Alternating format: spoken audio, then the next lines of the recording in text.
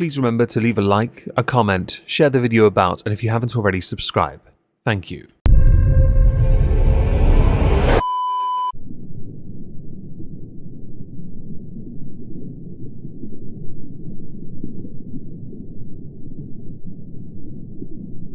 Well, isn't this just fantastic? You know, there's a small possibility I'm going to lose my voice within the next 2 days. I have all the strepsils and fisherman's friends I could ever require. Hello everyone, welcome back to another video. Hope you're all having a marvellous day. We are going to be diving into the consequences for that of Johnny Somali, the IRL streamer who has written far too many checks with his mouth, his actions, taken too much for granted, offended everyone in every country he's gone to, and then tried to flee before he could get caught. Well, as you know from the last video we did on him, he failed. He effed around and is now currently finding out, because he's in enough trouble that he could actually go to prison for quite some time. Different countries have a certain level of tolerance when it comes to harassing the public, being a dick to the locals. A lot of the countries he's gone to have mandatory military service, which means the very people he's aggravating are trained to harm you. But Johnny's an American, everyone, which means he somehow, and he believes this, is free of consequence because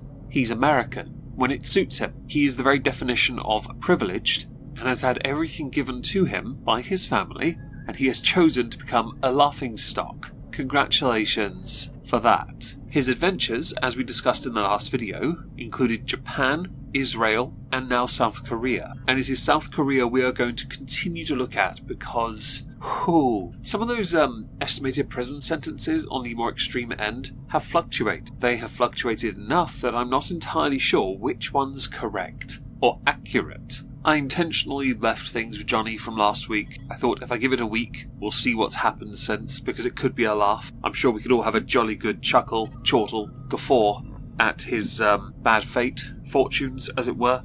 Although, in one respect, you could argue this is highly beneficial to him, because when he does come back, boy oh boy, will he be even more of an insufferable twerp, if social media exists then. Of course, it's entirely possible by the time he's released from prison, if he goes for any length of time, North and South Korea will have unified. Something that is long overdue, I'm sure many people would fully support. Well, except for the North Koreans, because they don't know any better. So on the 11th of November, the BBC News Somali, thank you for translating, Google, published the famous YouTuber named Ramzi Khalid Ismail, Johnny Somali, from the United States of America, has been handed over to the South Korean prosecutors after he was accused of kissing the peace statue. Monuments to the victims of wartime sex slavery in South Korea are symbols that the public appreciates and remembers from different events, each with its own impact on the rest of the world. Now take into consideration some of the statues and monuments in North Korea. If you went up to Kim Jong-un, Il, and son, Kim Il-sung, and licked them, kissed them, touched them, in any way inappropriate, he would have been beaten to within an inch of his life. He got lucky. Now he did apologise by saying, "I want to apologise to the Korean people. I did not understand the significance of the statue." He also explained that his aim was to entertain the people in prison, but he admitted that his behaviour was disrespectful, saying, "I'm really sorry. I was wrong, and I think when you make a mistake in life you need to protect it. So I'm sorry, I'm not going to talk about your statue or touch it again. No offence intended, but you've gone to another country, and you haven't bothered to learn about their culture's history, which is sometimes separate. You've not bothered to pay any attention to what they are. South Korea has been through a lot. It really has. And you should be more, let's say, patient. You should understand a bit better what it's like to be in South Korea, rather than thinking, well, I'm from America, so I can just come here and be the biggest tool ever. You did it in Israel, and you did it in Japan. You really shouldn't. You are lucky you're even being given the chance to speak. In some countries, you wouldn't be granted that. You'd be sleeping in a cell with 100 people. Going back to that BBC article, the punishment he can face. He is currently facing several charges. He is still under investigation, and he said he cannot leave the country, and he will then be banned from South Korea and Japan after he has served his sentence. Although he's apologised, many Koreans doubt the sincerity of his apology. The article continues by talking about what he did in Japan. They've also included the fact he spent some time in Thailand. I'm seeing a preference for location here. The most common thing that he did in public was harass women by making misogynistic and racist remarks.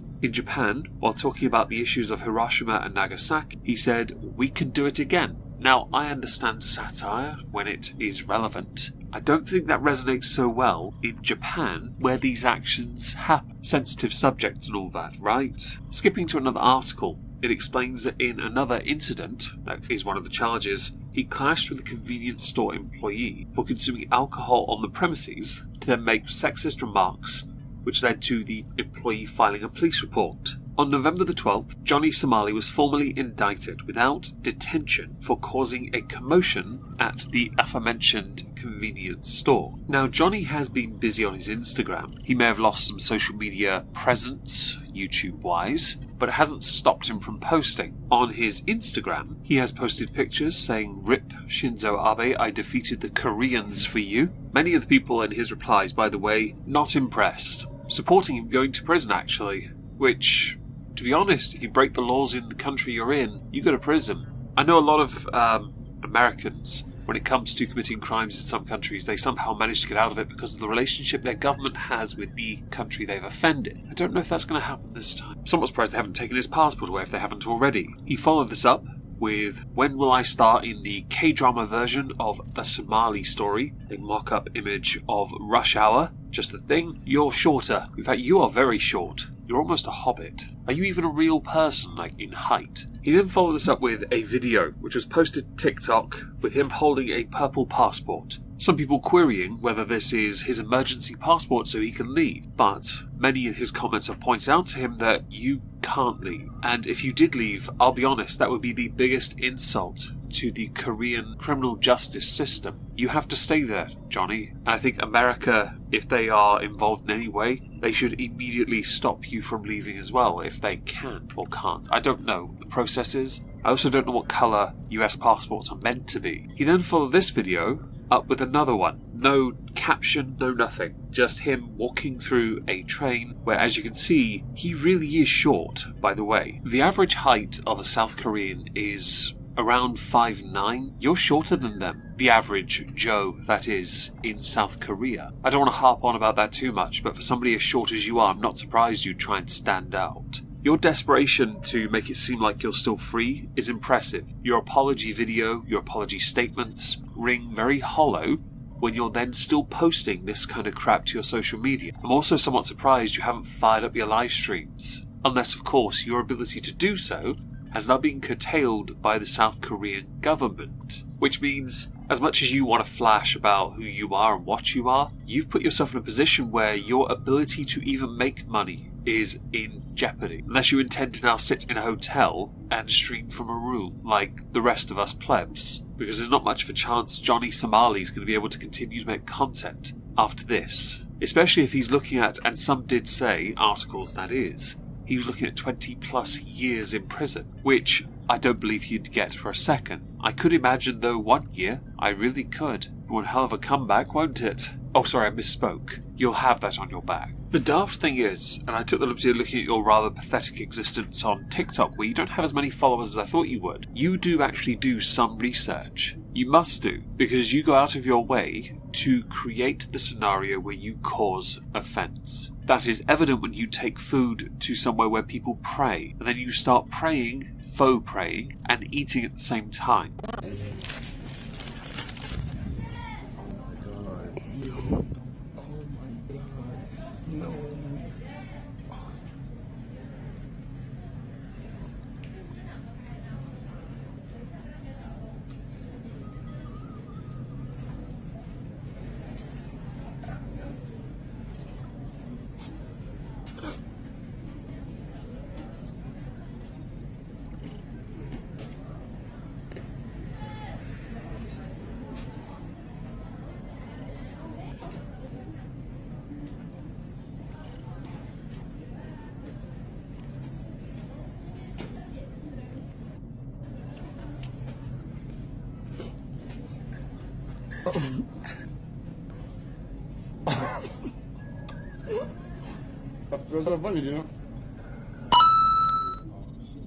God sent $5. Get on your knees, black boy.